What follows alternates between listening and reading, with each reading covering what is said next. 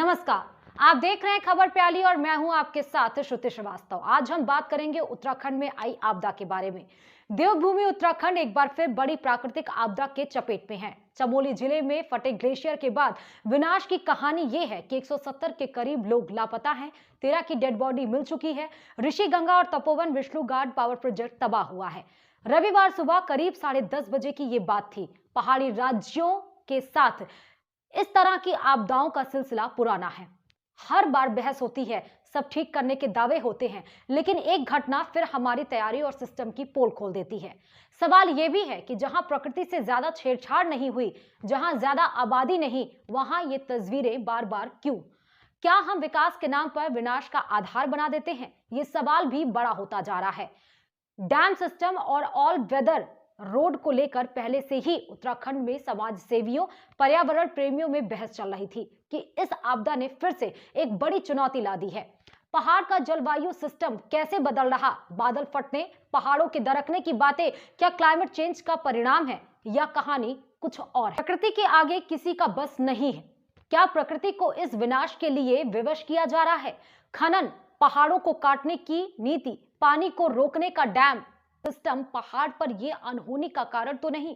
इससे राज्यों का विकास बड़े पैमाने पर प्रभावित होता है और जनहानि भी। उत्तराखंड में जून 2013 को बादल फटने से बड़ी तबाही आई थी। करीब 6000 लोगों ने अपनी जानें गंवाई थी। तभी नदियों, पहाड़ों के अंधाधुंध दोहन का सवाल था। अब फिर हिमखंड टूटने से हुई तबाही ने हमारी समझ और जमीन पर बड़ी आपदा के बाद की सीख की हकीकत सामने ला दी है।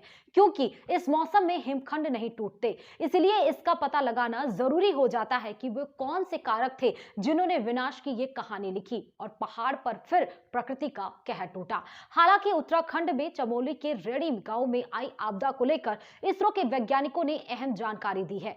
अभी तक माना यह जा रहा था कि ग्लेशियर टूटने से आपदा आई है, लेकिन अब सैटेलाइट से ली गई तस्वीरों से वैज्ञानिकों ने आपदा की असली वजह साफ की है। मुख्यमंत्री त्रिवेंद्र सिंह रावत ने यह बताया कि क्षेत्र में ग्लेशियर नहीं टूटा, बल्कि भारी मात्रा में बर्फ पिघलने से आपदा आई है। इसरो के वैज्ञानिकों ने सैटेलाइट से ली गई तस्वीरों से यह साफ किया है कि आपदा ग्लेशियर टूटने से नहीं आई, तापमान बढ़ने से बर्फ पिघली और यह हादसा हो गया।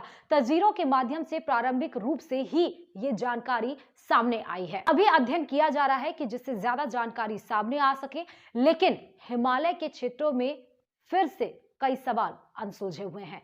किसी और मुद्दे के साथ हाजिर होंगे, तब तक के लिए दीजिए इजाजत। नमस्कार।